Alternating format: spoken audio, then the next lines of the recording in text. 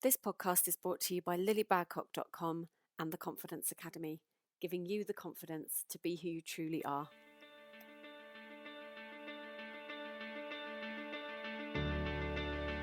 This is the Confidence Academy podcast. My name is Lily Badcock and I am a transformational confidence coach, and I'm here with a message for you. The anxiety and overwhelm you've been experiencing is not something to be feared or avoided. It's also not something that gets to define who you are as a person. No matter who you are, no matter what your story is, I know that you get to live a life of fulfillment and joy. It's my absolute pleasure to bring this podcast series to you in collaboration with some phenomenal people from all over the world who have walked the same path as you. Together, we will share our stories, our challenges, and our triumphs, with the intention of helping you to see that it's possible for you too. Anxiety may be something you live with, but it doesn't get to define who you are or how you live your life. So stand by for some powerful conversations, deep realizations, and the occasional F-bomb. So get those headphones in if you're around sensitive ears, and stand by. This is going to be fun. Hey, welcome back. I am so excited to introduce you to Eloise Skye, who is my guest for this week. Eloise is a multi-passionate intuitive worker, spiritual guide, and movement and meditation teacher. I think you are going to love hearing her story, and yet again, I was left feeling simultaneously blessed to have connected with another soul sister and also sad that we don't live in the same country. But I absolutely loved this conversation. I loved hanging out with Eloise, and I know you're going to love listening to the conversation as well. As always, I would love to hear from you with your questions and comments about this episode, so do get in touch using the links in the show notes. And don't forget, you can also hang out with me and my awesome guests over in the Confidence Academy podcast Facebook group. Eloise is my guest on TCA Live this week, so I hope that you'll join us on Thursday. Please note that the time will be different this week to accommodate the time zones, as Eloise is in Australia. So keep your eyes peeled in the Facebook group for all of the details. The link is in the show notes as always, but for now, get comfy and prepare to be inspired like never before. Let's go! Hi everybody, welcome back to the Confidence Academy podcast. You're listening to Lily Badcock, and today I have the beautiful Eloise Skye, who is coming to us all the way from Brisbane in Australia, and she's in shorts and t-shirt, you guys, and meanwhile I'm over here freezing my nuts off. But Eloise, welcome to the podcast. Thank you for having me. Thank you for letting everyone know that I'm living the southern life. Look how smug you are. You can't see her face, you guys, but she is loving it. She's not sorry. She's not one bit sorry that we're cold and she's nice and warm. To be honest with you, it's actually too hot. It's 8 o'clock in the morning and I've locked myself away in the air conditioning. So, it's sweaty and very, very humid. So you'll get no sympathy from me. I was going to say, this isn't going well. Let's move on. Eloise, tell the people who you are.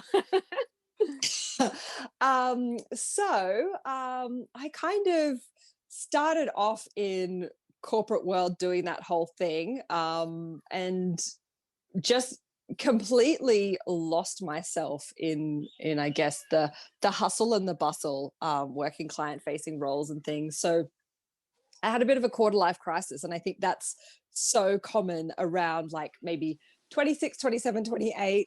Excuse me. And I took myself off to London to basically find myself. I was there for 7 years. I've only just returned back to Australia.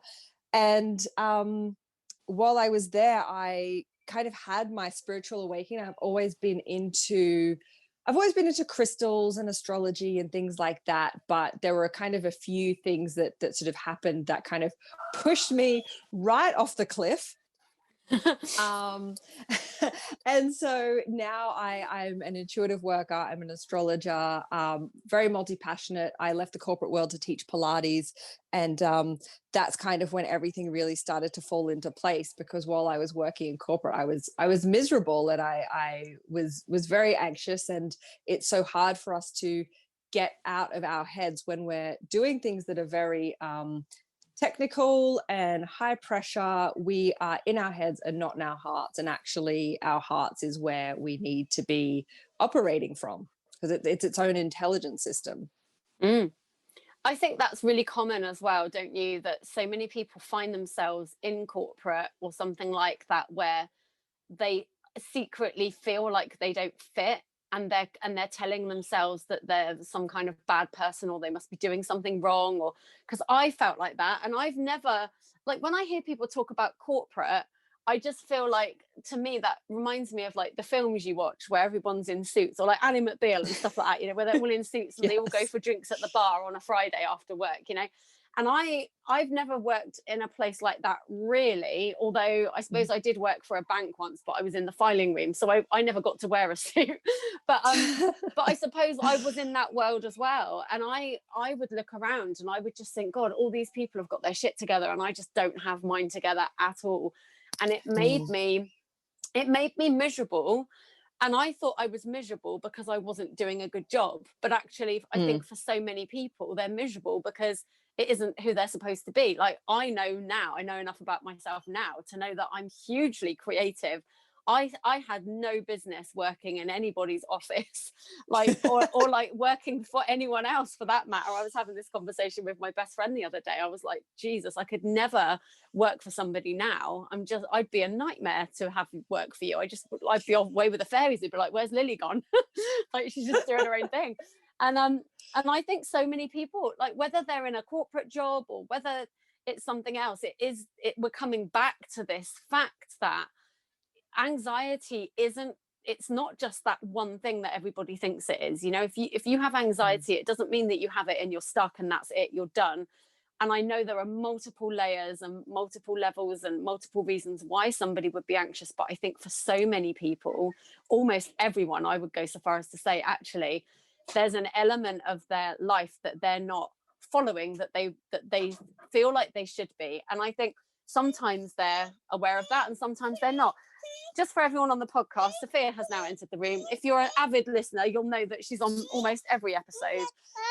She's now learning to talk, though, so we're just going to have this babble in the background. Say hi, Sophia. Say hey. Gonna wave. Hello. I think she's coming to hide from her brother. You wouldn't think it was 10 in the UK right now. It's like there's a party going on. She's very outside. Lively. She's very lively. It's because I let her have a sleep earlier. That was a rookie error, wasn't it? So I think there are so many people that are, oh my God, no, like Eloise has just face planted the desk. Actually, it was the iPad. It wasn't Eloise, but it looked like Eloise. Now she's just fallen on her back. Oh my Lord. That's okay. The 2-year-old has left the building. My God.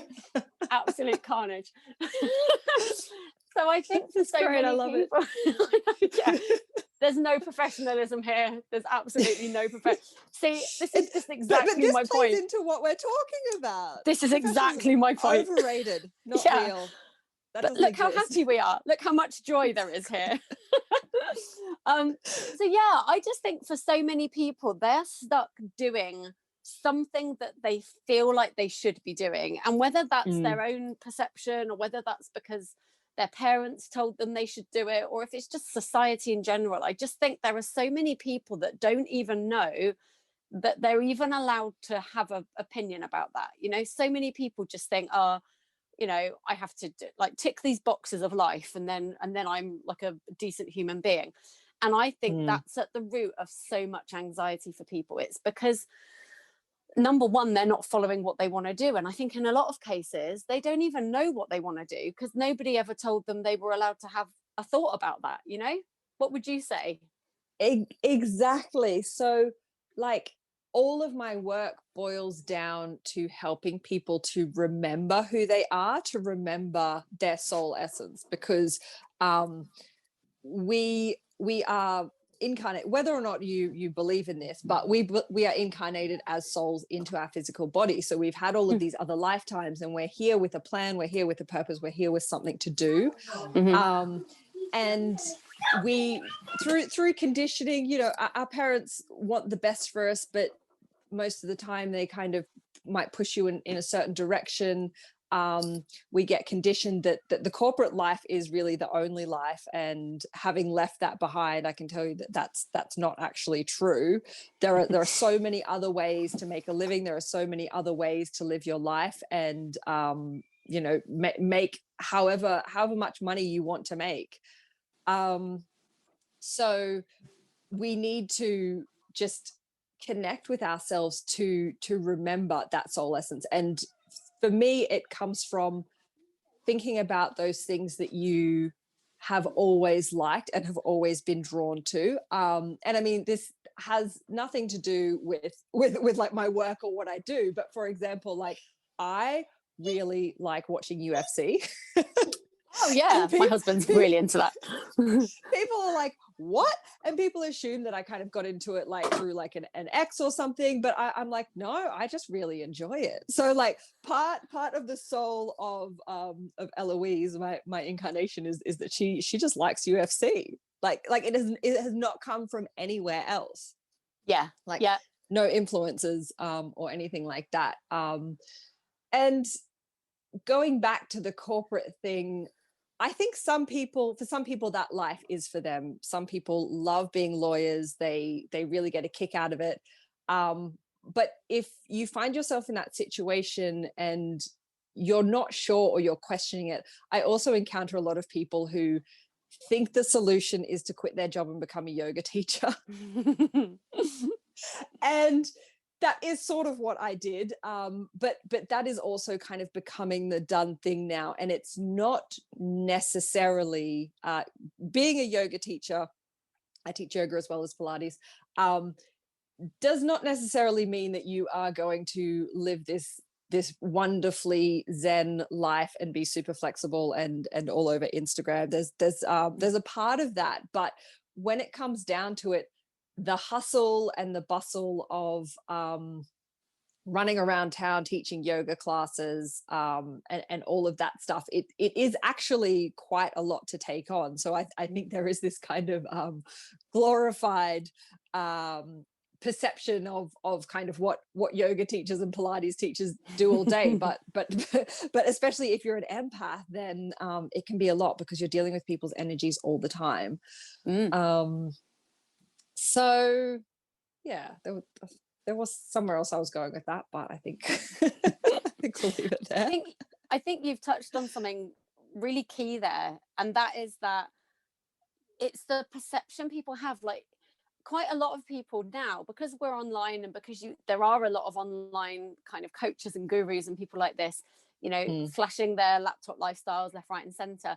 There are more people now that are aware there's another life, right? Lots of people are becoming aware of that now. But then I think what happens is they then get sucked into somebody else's dream. And this happened to me. So, I was online, 5-6 years ago, and I started to see these posts of people on the beach in Bali with their laptop going, I just work for an hour on the beach and then I, just lounge around in a hammock all day or whatever. And I was like, I want the laptop lifestyle. Like, that's what I'm going to do. I'm going to be independent, financially free, and I'm not going to be tied to anything. I'm just going to have complete freedom on all areas of my life. And I was chasing after this for a long time, like a good few years. And then I had this epiphany one day where I suddenly looked around, and I think it was, you guys have already experienced the craziness that is this house. Like even at 10:30 at night, there's no silence here. Like there's children absolutely everywhere. Like we just couldn't stop ourselves. There's so many of them. And I was like, I just had this moment where I was like, God, being on a beach in Bali would be a ruddy nightmare because I've got these children. Like I'm not going to be able to swing in a hammock after doing an hour's worth of work. I'm going to have to try and stop my children from drowning in the sea, from like swallowing sand and like all these things. And I suddenly had this realization that actually this life I'd been chasing, that by the way, I wasn't really anywhere closer to achieving. It wasn't even my dream. And I think there are a lot of people now that are teaching, and that are speaking words like, you can have the life of your dreams and you can have whatever you want. And I truly believe that. But I think what happens is we're so conditioned that when we first hear that, we don't actually know what our dreams are. We don't know what that is for ourselves. So then we look around and we just think, oh, well, I fancy the look of that. I'll do that. And what I realized was I was attracted to what that represented rather than the thing itself.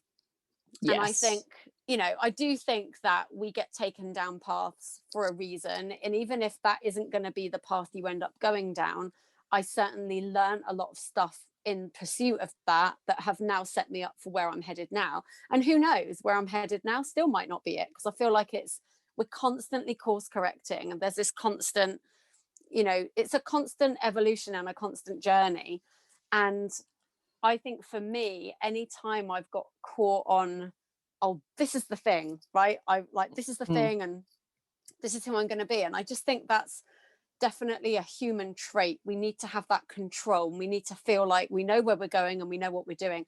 And actually, I think the whole entire point of this journey is you're not supposed to know, because there's so many versions of what the end could look like. We're just supposed to remember who we are, like you said, follow our passion, follow our joy. And, you've touched on it as well. Like the human that you've dropped into, you and me and everyone listening, has got multiple layers and multiple things that make them them. So, it doesn't mean that, as an example, if you, as a child, like I used to play hairdressing as a child, I'm doing nothing about hairdressing now. It doesn't mean that every little thing that you loved is going to be your big thing.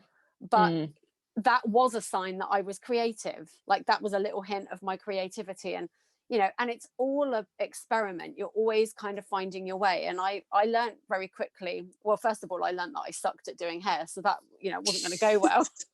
And I didn't care enough to learn. And I think that's the thing, right? You're going to have an interest in certain things and then be like, oh, I just don't care enough to do it. And the funny thing for me is, I don't know, I'll ask you in a minute actually about what your experience has been. But my experience was, in some ways, I've always known what I was meant to do. I've always known it. When I was a kid, if anybody said to me, what are you going to be when you're older? I would always say a singer. Like that's what I was going to be. But I think when I was saying that, Kylie Minogue was famous at the time and I wanted to be Kylie Minogue. And I actually remember somebody at school when I was going into college and we had our like career chat. They were like, what are you going to be? And I was like, I want to be a singer. They were like, well, we can't all be Kylie Minogue. And I was like, oh, can't we? Damn it. I don't know then. I'll do business then, whatever. Crushed my dreams there and then, in one fell swoop. But I was always led back to that path. And it wasn't always from a conscious, oh, this is my purpose work, or this is what I'm going to do with my life. I just did it because I loved it. And I just couldn't not do it. This is the thing. And, as a child and a teenager growing up, I would always choose to spend my time in my room singing. That was just what I always chose to do with my time. And then, and I did start following that path and I became a singer and I became a vocal coach. And so that kind of felt like it was my purpose. So then when it started to feel not quite right, it was confusing. And this is what I really want to get to, because just because you like something, it doesn't mean that's your thing. It just might be an essence of it. And obviously for anyone listening now, if you've been listening for a while, you'll have seen this evolution for yourself. You'll have read it in my emails and you'll have seen it in my posts where I'm like, oh, I'm this thing. Oh no, I'm not. No, wait a minute, I'm that thing. Oh no, wait a minute, I'm this thing. Because it's always going back and forth, but I'm always led back to the singing. And I've realized now how, like you said, it all comes together. And yes, I use singing in my work, but I'm not the version of a singer that I ever thought I was going to be. To me, it's so much better because this feels more purposeful. I would far rather be doing what I'm doing now than writing an album and having to churn out 50 million songs to hit the chart. Like that doesn't appeal at all. But using the voice to help people unlock their confidence and to have them experience that joy, that's what lights me up. And it was that journey of, real tug of war, like, oh, I'm supposed to be a singer, so what's wrong with me? Like, why doesn't this bit feel good? And then completely convincing myself that I shouldn't be doing that at all. And actually, I should probably completely ignore that. So when I lost my voice, I just thought, well, I'm not supposed to be a singer at all. I was wrong. Like, I must have been totally wrong all those years. Turned my back on it, went into coaching. And of course, now you can see why it all happened and it's all come together. But I just think for anybody listening, and you're all going to be at different parts of your journey, it's very common, I think, to have this love-hate relationship almost with what it is you're meant to do. And like I say, I'm at the point now where I can still feel like I have no idea in some moments. and yet I always know exactly what I'm supposed to do if I can just shut up and listen to my intuition for long enough. So what was your journey? How did your journey look? Because obviously you came out of corporate, you were drawn to do this Pilates, take this yoga path. And what is it that because you mentioned as well that you do astrology, that you're intuitive, you're a spirit guide, and all of these things. So how has that unfolded for you? And was it the same for you? Have you had these wobbles of confidence, or did you just have your awakening and then go, okay, so I know who I am now, boom? Well, just kind of going back to what you said, like I think it's so amazing that you're so open about this, and I try to be as well, because so many people think that the path is just linear, like we know what we want to do, that's where we go, and not factoring in that there's many different swings and roundabouts, and also every experience that you have is enriching where you are eventually going to end up. Like now you're combining everything, I'm combining everything. So to answer your question, I think I've always been quite sensitive and intuitive. As I said, like always looking at the stars, always wanting to know people's birth dates so I could like know what star sign they were or sun sign, loving crystals, just all of that stuff, herbalism, making little spells, everything, like tarot. I started dabbling in tarot, I think, when I was about 10. So it's been a long journey and beautiful relationship with that just kind of grows and grows. But once I probably left school, went to uni, I studied business, I just kind of put all that stuff away, because I think I thought I'd outgrown it, and it was just a phase, and it was just kind of like an immature like thing. So I was in corporate, just completely burnt myself out. And I am still passionate about what I was doing. I was an employment law specialist, which was so interesting, but it was just the way that we worked, like client-facing roles, billable hours, all of that stuff. It just wasn't really for me. So I went to London, couldn't really find work in that area because it was so specific to Australia. So I was a PA for a while, and that really helped me to kind of find what I wanted to do. And actually, when my last relationship ended, I was like, okay, all right, this is kind of like clean slate. Like I don't have any commitments, any responsibilities. What do I want my life to look like? And I thought, I want to help people, because I had gone through a lot of physio from a knee injury, and that's how I discovered Pilates. So the knee injury was like one of the worst things, but also one of the best things, because it led me to where I am now. And so I wanted to kind of be able to give that to people, because I like never did sport growing up and am super uncoordinated, but it helped me so much. So I'm like, anyone who knows me from school would be like, what, you teach movement? That's that's wild. And I was just like, yeah, I really want to help people, and help people find movement, because I found that when I was on that rehab journey, I'd see a lot of physiotherapists, and a lot of them do come from quite athletic backgrounds. And so when you rock up and you don't know where on earth your body is in space, they're just kind of like, why can't you do this?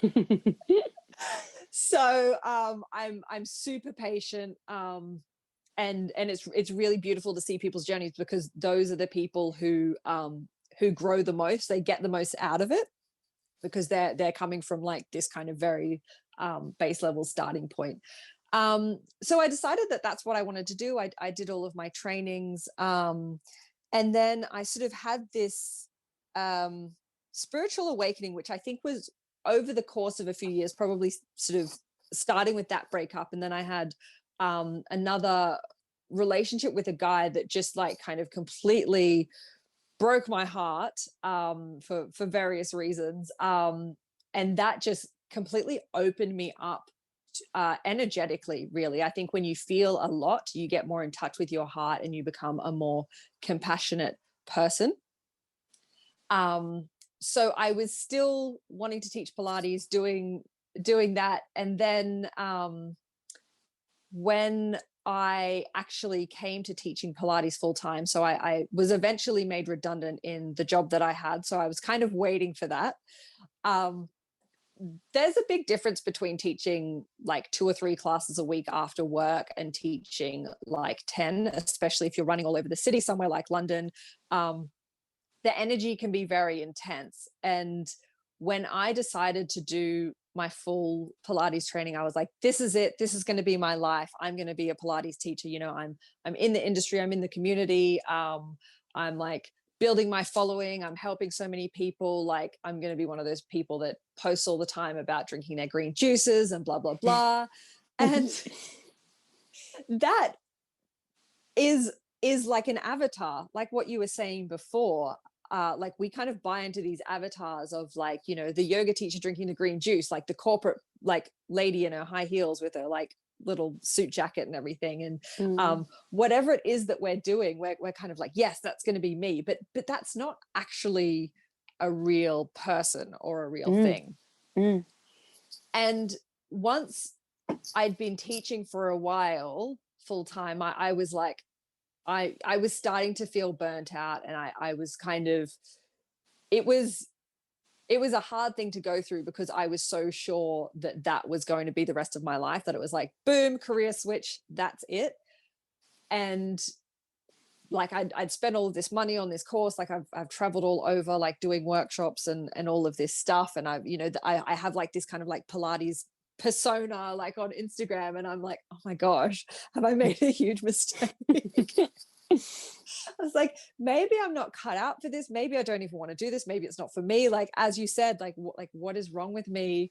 Why am I so indecisive? Like, I think being indecisive is something that is really kind of frowned upon, but there's so many mixed messages between like our conditioning and what our soul is telling us to do, that of course we're indecisive because we're not dropping in and connecting. So that's kind of the point that I was at when throughout all this time I had been teaching meditation as well, because that really helped me with my corporate life.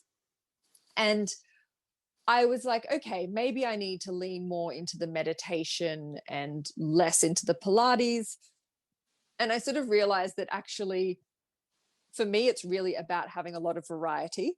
So even just in the classes that I'm teaching, but also during this time, I started to get deeper into my intuition. And everyone has intuition, everyone has this, it actually means like inner tutor. So it's like your inner guide that is like telling you what to do. Everyone has it, but we can kind of fall away from it and get disconnected. So to kind of find it and come back into it, then things get easier because you get a lot more clear.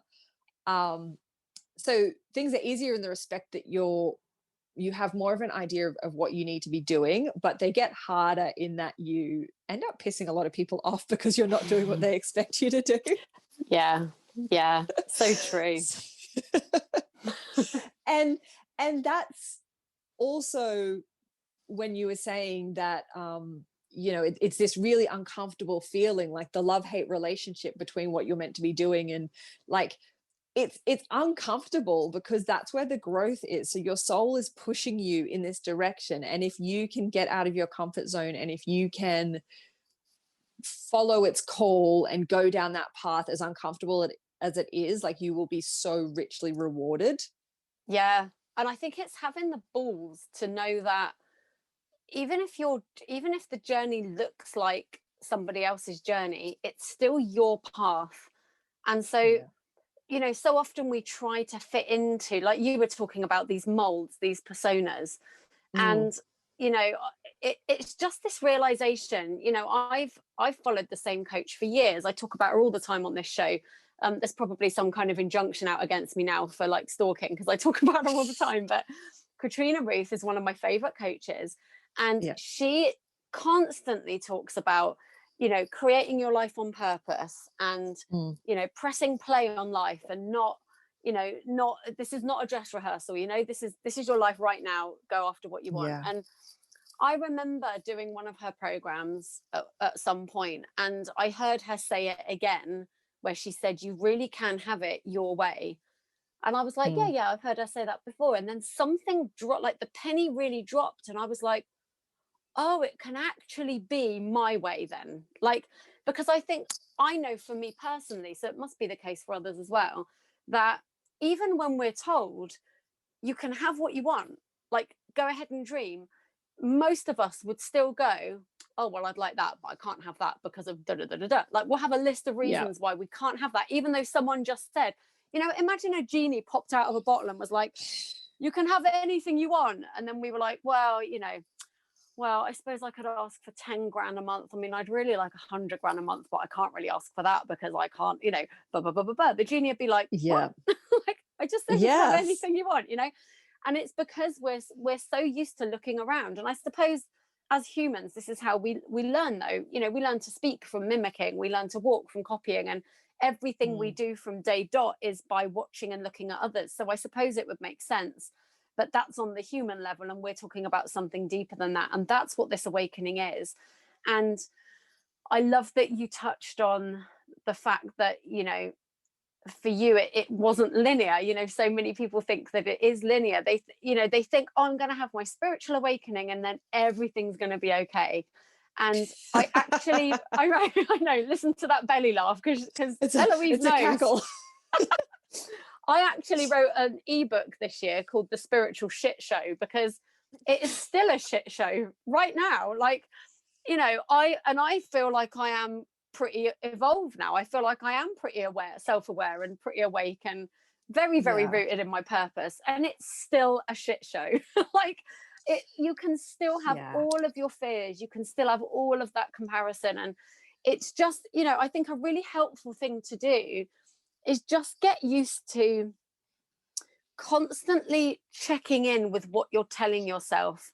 Like pay attention to what follows in your mind when somebody says to you, you can have what you want, because you'll start to notice that you'll list what you want and then you'll list a bunch of reasons why you can't have that, or it probably won't work, or that's silly, or whatever, and so many of us are tuning into that and then following that instead of just tuning in and listening. And the thing is, the soul that you are has a purpose. And I feel, I know and believe that there's no way you're not living purpose on some level. There's just no way you can be on this planet and not be aligned to your purpose in some way. But you can absolutely be unaware that that's what you're doing. And that's where the discomfort comes from.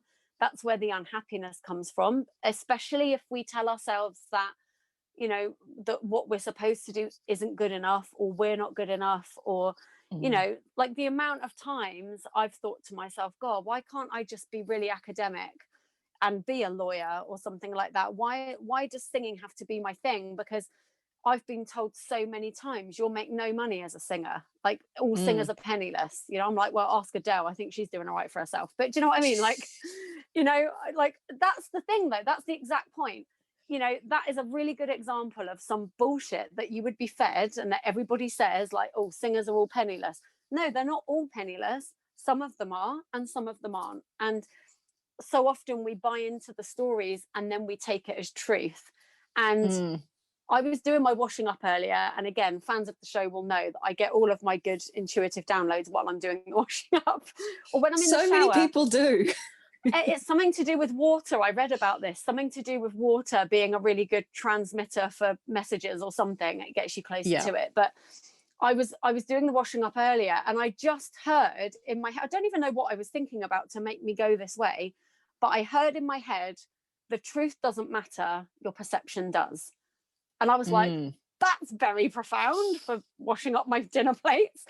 But it was like, it's true though, because like the truth doesn't matter. Obviously the truth does matter, especially if you're being wrongly accused of something, but actually the truth is irrelevant. It's the perception. That's where the power is at. That's where the power's at for other people, and that's where the power's at for you as well. And it doesn't matter what is true. It's what you believe is true is going to govern exactly how you act, the decisions you make, what you decide you're capable of. And that's a really powerful thing to start learning to do, I think, is Just learning to question. Anytime you tell yourself something, especially if you're aware that you're shutting yourself down in some way, then say to yourself, is that ultimately true though? Is that ultimately true, or is that just a version of truth? And if it's a version of truth, then what would a better version of the truth be? You know, powerful, powerful stuff, you guys. I feel like we're going at 1,000 miles an hour here, 1,000,000 miles an hour. So I hope everyone is keeping up. Where was I going to go with that? Does anybody know what's happening over here? No clue whatsoever. But I think that's the thing, though. So many people are, first of all, telling themselves that they don't have a purpose, or they don't know what their purpose is, or they're telling themselves that they're too old for that, or they're too young for that, or they're too far down the wrong path for that. Or, you know, it doesn't matter what your bullshit story is.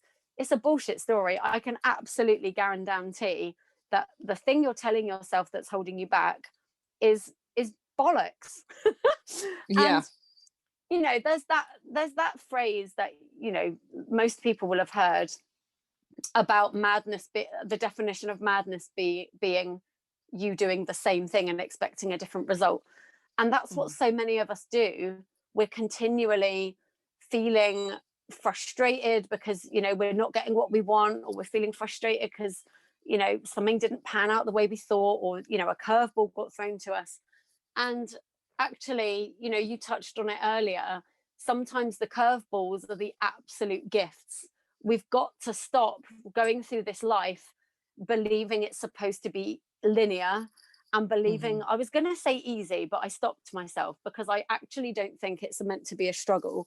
But I think the struggle comes from us believing that it's a struggle instead of seeing what it is. You know, I heard somebody say to me once, instead of looking around and going, oh, I'm surrounded by problems, they said change the word problem for growth opportunity. And it sounds like such a stupid thing to say, especially if you have real life problems, like, you know, if your car's about to be repurposed, like, it's not going to feel very fun to go, oh, this is a fun growth opportunity. But actually, if you feel into the energy of that, you know, feeling into the energy of I'm drowning in problems feels very restrictive and not good. But saying I'm surrounded by growth opportunities suddenly feels a lot lighter. That feels exciting to me, because it's like, oh, which way am I going to go? Rather than, oh, I'm just drowning under all these problems and I don't know what to do about it, you know? It's like the fun of doing an obstacle course. Yeah. You're like, how am I going to get around this? How am I going to navigate this situation? And I think that I'm sure there's some quote somewhere that I've probably seen, but that a lot of our suffering and a lot of our sort of misery comes from our attachment. So yes, we do have real problems, but if we are attached to, again, our avatar or our identity, or if we're attached to having certain material things, then the possibility of being destitute is far greater than if you are not as attached to having material possessions. Yeah. And that's kind of something that I see a lot in people who like stress out because they want to, I don't know, buy like a new car or something, and it's like that, is that really something to stress out about?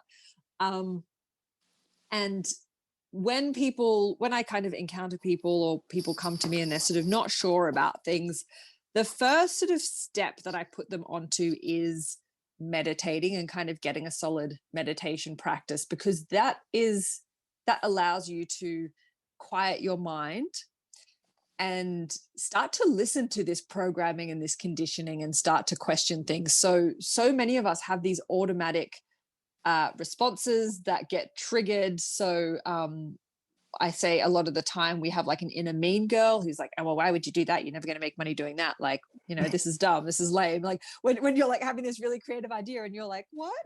Yeah. Why are you so mean? Yeah. But we don't even realize, like, at all. So starting to learn like this like crowd that's in your head with the disparaging comments, you know, the money blocks as well, that tell you that you can't make money off what you want to do, and it's just not true.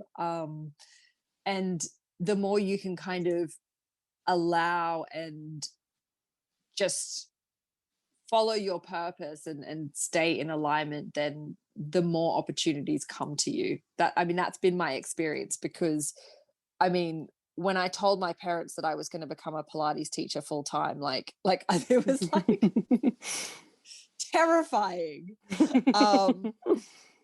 And I think it still is for them. Well, no, they've accepted that. But now that I'm moving more into my intuitive work, they're still hanging on to the Pilates, and they're like, why don't you open a Pilates studio? And I'm like, no, that's not for me. and then they're not like, gonna happen. I just don't get it. What are these tarot cards? What are these birth charts that you keep like poring over? And this kind of change in direction, even though I was doing it before, it's really mainly come to the forefront from COVID, because once lockdown happened, I was still in London. I was very much feeling into the collective energy, like all of the uncertainty, all of the stress, all of the anxiety. And I was just thinking, like, of all of the gifts that I have to offer the world, like giving people nice bums by teaching Pilates classes is not it. So that was another little kind of crisis point, because I was like, wow, maybe I don't want to keep teaching. And I went on a journey with that, and over a few months I've realized that no, teaching is a big part of me, but developing more of my intuitive work is also a big part of me. And I think that they can exist side by side, even if people are like, you do so many different things, how can you be good at any of them? I'm like, whatever. Haters gonna hate. I love that you've touched on that, because I think that is also something that's very common. Certainly something I struggled with as well. Feeling pulled, like I felt very pulled to do this confidence work. I knew that I was a confidence coach. I answered a question which was, if you had all the time and all the money and anything you could ever need in the world, what could you still not go a day without doing? And I knew that I would always build somebody up. I know that I will always try and make somebody leave me feeling better than when they came into my space. And it's just something I've always done. It's something I will always do, whether or not I'm being paid for it. It's just who I am. And so I felt very drawn to that confidence side. And so I was absolutely certain I'd nailed it. I was like, this is what I'm meant to do. And I get it now. And it made sense, because I was like, well, this is why being a vocal coach didn't quite fit, because I thought I was a vocal coach, and then I realized that I was a confidence coach. So it was like, it had a whole different energy. Sorry, Sophia's back, just in case anyone can hear. And so, for a while I just thought, well, okay, that's what I'll do. And then I kept being pulled back to the singing, and I was like, oh, how do I bring that together? How do I combine it? And the best thing happened, because I was, and this is really following on from what you were just saying about how we get so caught up in what we think we need, and material things, whether it's a material possession or whether it's an actual outcome that we're chasing. It all comes from our need to control, and from our belief that we think we have to know what's going on. And actually, I was over here like busily trying to create something that felt like the right thing. And I kept saying, I just want a community of people whose energy lights me up and I light them up, and it's a collaborative thing. And I want to do the singing, and I want to do the confidence building, and I want to do all these things. And I tried so many things. And then it was like somebody tapped me on the shoulder and just pointed at the choir that I'd started 15 years ago. And it was like, oh, that's the thing. But I'd not given it props. And that's why I say to people now, especially when people come for their intuitive readings or sign up for those things online, I will frequently say, you're probably already doing it. You probably just think it's not that thing, though, because of how that choir came about. I had told myself it can't be that, because I had never planned to start a choir. I never planned to have a business. I never planned to work for myself. I mean, honestly, I never planned for any of this. I didn't plan for anything that's in my life right now. It was not, none of this was part of the plan. which just goes to show, like, there's a bigger plan that you just get to trust. It's a bit like when you write a birth plan, like, you may as well screw up the paper and throw it in the bin, because nobody's going to read that and pay attention to it anyway. And that was a real moment for me where I was like, oh my God, I've had it this entire time. But every time I thought about the choir, I was like, oh no, that can't be it. It's too easy. It felt too easy. Like, it was too joyful. It was like, oh, well, I can have what I want out of life and I can be happy, but I can't be that happy. Like, it can't be that easy. It's going to have to be a little bit hard, surely. And this is the thing. This is how I guide people back so frequently. It's like, I bet you're already doing it, but it will be that thing that feels so like so simple for you, that you've just convinced yourself it can't be that, because we're conditioned to believe that life is hard and that it has to be a struggle, and that there's no way it could be that easy. And that's why I said earlier that I actually don't think it has to be a struggle. We definitely are going to get tested. Like, you're definitely going to be put through uncomfortable situations, like you said, because that's how you grow. And, you know, your heart's definitely going to get broken. You're definitely going to get put through situations that you think you can't handle, but guaranteed you always have what you need to come through. You've just got to believe that that's true. And you've got to tune out that voice, like that inner mean girl, like you said, you know, tune out that voice that tells you that you haven't got what it takes. Choose to believe that you have, and see where that belief starts to lead you, because that's the magic. Yes, absolutely. I always refer back to the quote that says, like, man plans and God laughs. I love that. I've not heard that before. It's just the perfect summary, because, like, how many times have you like planned something, and as you said, like, the plan of how you thought that your life was going to work out, and you're like, this isn't what I thought it would be, and it's not what I thought it would be either. Like, I thought that I would be you know, married and have kids and all of that stuff by this point, but that's actually not like, I have a very rich life, and those things wouldn't even really kind of fit in the picture at this point in time, you know, like, who knows what's going to happen. But I just think that my purpose is very much actually just being able to do my own thing, and kind of not have that many commitments and responsibilities. I love that you've gone there, because I think a lot of people's discontent does come from exactly what you just said. They've convinced themselves that by the time they're 30, they're going to have this, and by the time they're 40, they're going to have that. And then when the milestone hits and they don't have it, they start to feel like they'll never have it, or that somehow they failed, or whatever. And, you know, I just think if you can have that belief that you're gonna be taken down the path you're supposed to go down, like, nothing that is meant for you can ever pass you by. I heard that recently and I just loved it, because we're in such frantic energy all the time, and we feel so cheated if we don't have something we think we're supposed to have. And actually, it's okay to want those things, but it's also, I think a lot of the time people feel like if they make their peace with it, then they're telling the universe they don't want it. Like, this is what's funny, right? You just said, you know, man plans and God laughs. This is exactly it.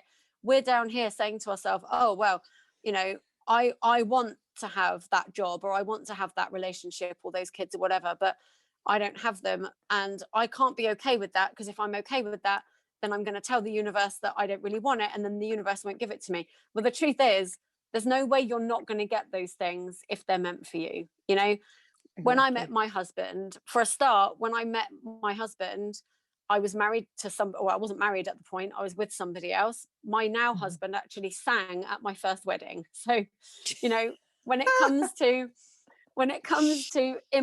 like seemingly impossible situations, and I have to make it clear, I was not in love with him when he sang at my wedding. We were just friends, honest. But this is amazing. But I know, it's my favorite story. I told it once at a wedding fair that we were both working at, and the bride's face was, she went, oh. She was like, hang on a minute. She was like, oh, that's lovely. Oh no, wait, that's not lovely. That's really weird. But But that's the thing, like, you know, exactly that. If you had looked at that point in time, if someone had floated down and gone, do you know what? In 15 years' time, you and he are going to be married and you're going to have kids, I'd have been like, there's absolutely no possible way, because I was living 3 counties away. He was with someone, I was with someone. Then, even when all of that changed and we got together, he adamantly was like, I'm not getting married. I'm not having kids. Like, I don't even want to buy a house. Like, blah blah blah blah blah. That was his opening speech.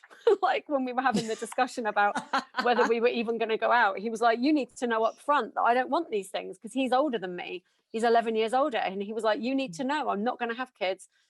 And I was like, that's fine. I don't know if I want them or not, and I'm a sort of live in the now moment sort of person. I wasn't prepared to make a decision based on what might be needed down the road. I just knew how I felt in that moment, and I knew, I mean, that guy's my soulmate. He absolutely is. And I laugh at him now because I remind him often that he said he didn't want kids, and we've got 3 now. In fact, he's got 5 because he had 2 with his first wife as well. I'm like, how did that work out for you? We've been married 11 years as well. So it just goes to show, like, I mean, I don't know what that goes to show. It either goes to show that what I just said is true, or it goes to show that I'm just really pushy and I forced a man to have children when he didn't want them. Take from that what you will. The point is, there's a plan, isn't there? There's a plan, and you're not always going to see how the plan is going to work out. It's going to find its way. But it goes to show just how, like, wonderful and beautiful and, like, crazy life is. Yeah. You know, when you meet someone, you never know what part they're going to play in your life. You know, for better or for worse. It's quite exciting, but it's also like, yeah, you know, when you think about your long-term friendships and, like, you know, the first person that you met someone, the first time that you met someone, and, you know, what you thought of them, like, you couldn't have possibly known, like, all of the adventures that you'd have, or all of the things, or how much you'd have in common with them, or how much of a big part that they would play in your life. Absolutely. Yeah. None of us have a plan. None of us have a handy book. We don't know what's coming around the corner. And I think that can either be a scary concept or it can be a beautiful one. And again, that depends on perception. But I know this, if you're in a, you know, to anyone listening, if you're in a place right now that feels dark or that feels hopeless, you've got to know that it's not, because it's just no way it's hopeless. You're being led through something for something. And this is where I come back again to faith. I talk about faith all the time, and not necessarily in a religious context either, because faith is just the belief in something, you know, and, you know, if it was religious, then it's a belief in that religion. But, you know, I've used this analogy before. I'm having faith in my iPad right now to broadcast this podcast. You know, you have faith in a pen when you pick it up to write with it. We all have faith in something. And if you can find faith, even if you know, I think people struggle with it because they're like, but I don't see how. You don't need to know how. How was never your thing. You've just got to strap yourself in and hang on for the ride, you know? Yeah. I think there's exactly. I did see a great meme, I think it was on Facebook. It must be the picture version of that quote you shared about the plan and God laughing, because it was a pair of people on a roller coaster, and one is like a mum, like an older person, and then the other one is a kid, and the kid is absolutely shitting themselves, and the mum is just sat looking like mildly amused that they're really scared. And the caption at the top says something like, me and my spirit guides. It's like we're the ones going, oh my god, and they're just like, you're all right, you know, look how they scream, they'll be fine, you know. I think that's such a perfect image for that quote that you shared. Yes. And I love all of the spirit guide memes that are, like, going around at the moment, because they have your best interests at heart. They're always nudging you in the right direction. They're sending you messages. They're sending you signs. They're sending you synchronicities, but you just have to look out for them. And again, like quiet your mind and connect so that you can actually hear what they're saying. Yeah. And those signs are slight. I think this is what I've struggled with massively. It's like, I've asked for help. Now, where's my help? And it's like, well, the help is being arranged, like everything's being arranged and stacked up. And I've only kind of got this concept now, but I'm seeing like this podcast, for example, what this podcast is now and how many people it's reaching now. And it's in the top 2.5% of podcasts globally. Like, it's nuts. I had no idea that that was going to happen 3 years ago when I launched it. I just knew I had to launch a podcast. That was all I knew. And I had a million reasons why I shouldn't. I didn't even know what a podcast was for a start. So I easily could have ignored that nudge. It just so happens that that week I decided that I was not going to ignore any nudges. I'd made a pact with myself that for fun, it's a bit like that film with Jim Carrey, Yes Man, where he just decides to say yes to everything. I just decided that instead of talking myself out of things, I had to find a way no matter what. And so I was like, well, I don't know what a podcast is. Cool, find out then. Well, I don't have a microphone. Cool, get one then. Do you know what I mean? Like, when you actually start to kick your own ass, it's very easy to get stuff done.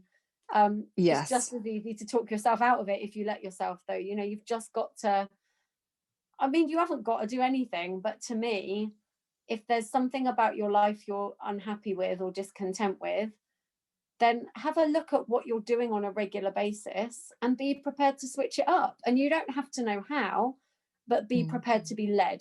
And like you said, a little sign will show up, or you'll be nudged, or something will just happen. And you have to be ready to catch yourself when you start to talk yourself out of it.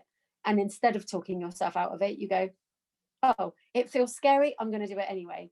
It sounds stupid, I'm going to do it anyway. Do you know what I mean? Just do it for fun. Why not? One life. Kind of like when you're standing on the edge of a pool and you're like, oh, it's going to be cold, I don't want to get in. And you can spend like 15 minutes, I have done this recently, 15 minutes sort of like not wanting to like, you want to be in the water, but you don't want to go through the initial shock of jumping in. So you can be there for 15 minutes, you know, toing and froing about it. So it's either get in the pool or go inside, because you're not going to stay here waiting, like trying to psych yourself up to get in the pool. And and that feeling when you just take the leap and jump, it's this like, all right, okay, I'm doing it. And like, you move so quickly. Yeah. It's this sort of blocking everything out and you're like, okay, it's just going to get done. Like, sometimes you just need to kind of move forward with that sort of like, put your blinders on and just be like, I'm going to do these steps and then we'll see what happens. Yeah, I love that. And actually, I am a jump in the pool kind of person. Absolutely. Yeah, I'm a leap in that pool and then worry about it later. You know, because otherwise you see these people that try and do it the other way, where they kind of slowly lower themselves in. It's excruciating. Like, so much better just to jump in. They're like, ooh, ooh, ooh, like every little bit that gets in the water, like then it's cold. Like each little bit's cold now. Just jump in, worry about it later. If it's too cold, you get out. You know. I love it. I love that. I'm going to take that advice. Yeah, do it. I want to know that you did it. You have to come back and tell me. And by the way, I mean, that's just such a great analogy as well. But, you know, you're talking about pools, but actually so many of us are stood on the cusp of something and we're afraid to make that leap. We're afraid to, you know, go after that thing or even say out loud what it is we want. And I just, you know, it's one life. You've got one shot at this and it's already happening now. Jump in the damn pool, you know. Yes, you'll get wet. Be uncomfortable for a moment, then you're going to be okay. You're going to find out that you can swim, and you're going to find out that actually it's probably not as cold as you thought it was anyway.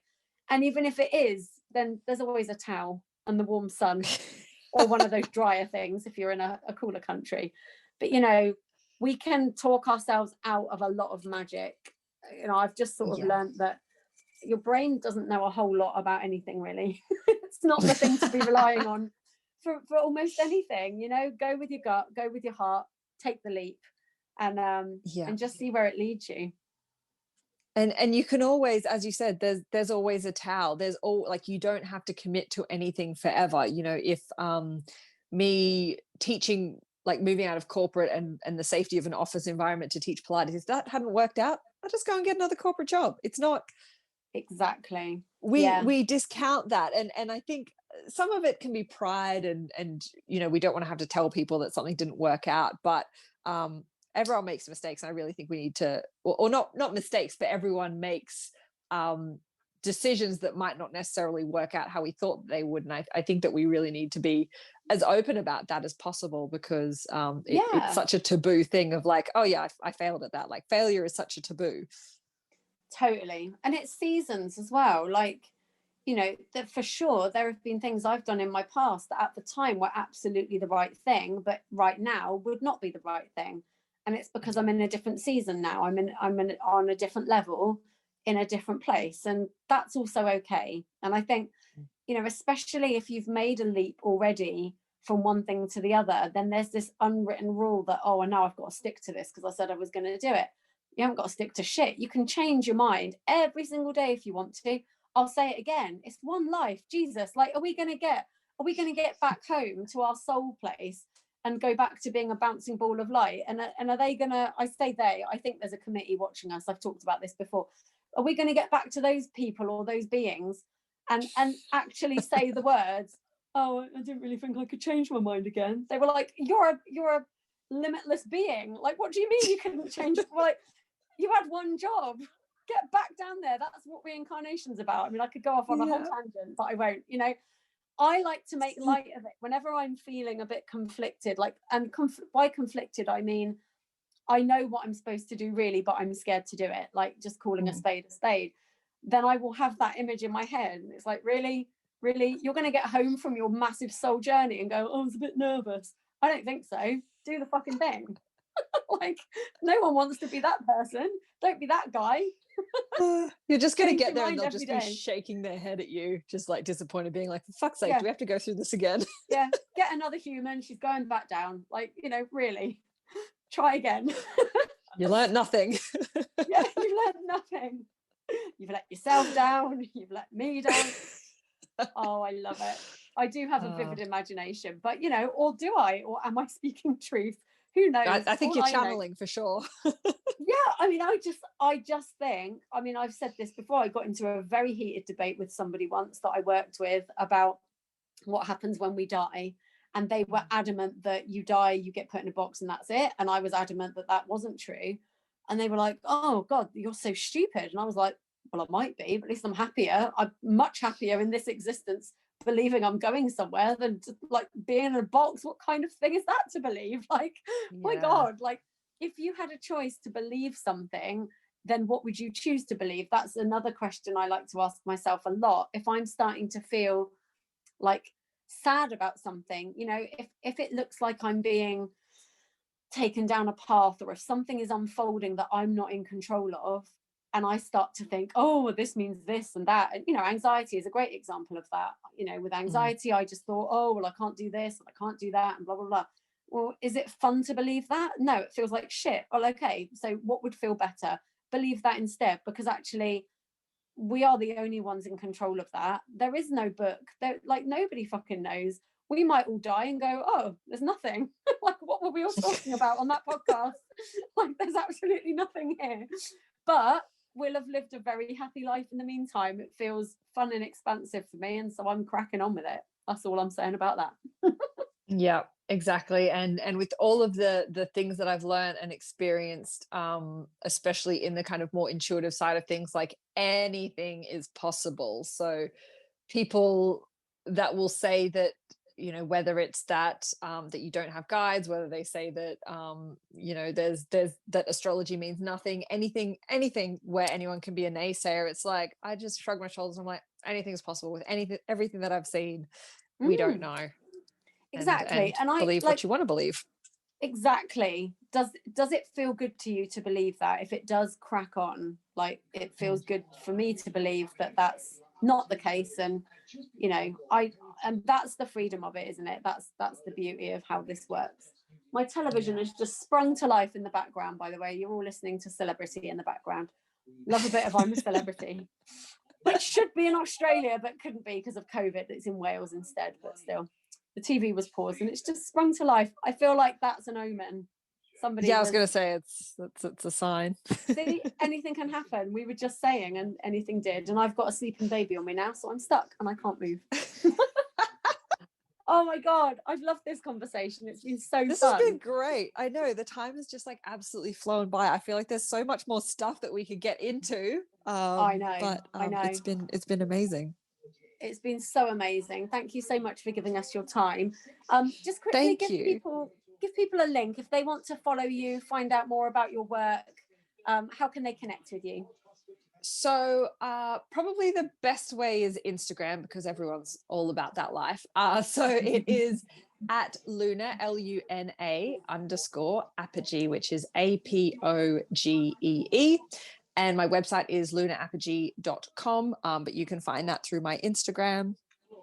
And yeah, I have some free resources and things on my website that you can check out as well around like energy management, meditation, all of the things that are going to kind of get you sorted. I love that. I love it. Journey. And we will put the show notes. We'll put all the links in the show notes as we always do. And we'll come and check out your Instagram. We'll come and check out that avatar you were talking about. that one's on a different account, because actually when I started going more into the intuitive stuff, I was just like, you know what, this needs its own space to flourish, because if I'm doing it in the Pilates world, I know that I'm going to be watering down my message, you know, because it's hard. Like, as much as you don't care what people think, you still kind of care what people think. And sometimes you need to put something completely out there for it to have its full expression. Yeah, I completely get that. And I love that. And I actually think this year has been the year that's really seen people step into that more. Like, people that might have previously tried to be quiet or tried to push that side of them down, this year has been, to me, that's what this year has been all about. It's literally, I just feel like, again, I'm talking about this invisible committee, but it's like they were looking down and going, oh, fucking hell, they're not getting this. Like, we're going to have to shut the whole world down. Like, we're going to need to wake a bunch of those people out, because they're just fannying around doing whatever they want, and they've all forgotten who they are and what they're meant to be doing. Exactly. So many people have shifted this year, and you know, yes, it's been uncomfortable for a lot of people, but you know, so much good has come out of this year as well, and I'm excited for what the next year holds, for sure. Me too. I 100% agree. And also, just to say that on my website, I am giving 10% off for all of my services and my downloads if you use the code Confidence Academy. Just for your listeners. Thank you so much. That's so generous. And again, we'll put the links in the show notes for that as well. Eloise, thank you so much. It's been wonderful having you on the show. Thank you. It's been a real pleasure. I'll be back again soon with another episode. Eloise, thank you so much once again. Thank you. And to everyone listening, have a wonderful life wherever you are in the world. I'll be back again soon with another episode. Sending lots of love. You've been listening to Lily Babcock on the Confidence Academy podcast. Thank you so much for being here. If you loved it, please let me know by subscribing to the show and giving it a rate and review on iTunes. And of course, if you know anyone who needs this show in their life, please pass it on and share the love. If you have an inspiring story that you would like to share on the show, please get in touch using the link in the show notes below. And don't forget, you can hang out with me live every Thursday in the Facebook group, so I'll look forward to seeing you there. Finally, I would love to invite you to join my mailing list, where you will receive daily channeled guidance from me, as well as exclusive details of forthcoming podcast episodes and other exciting announcements. Click the link in the show notes to sign up, or visit lilybabcock.com. Thank you again for being here. I'll be back again soon with another awesome episode. Big love!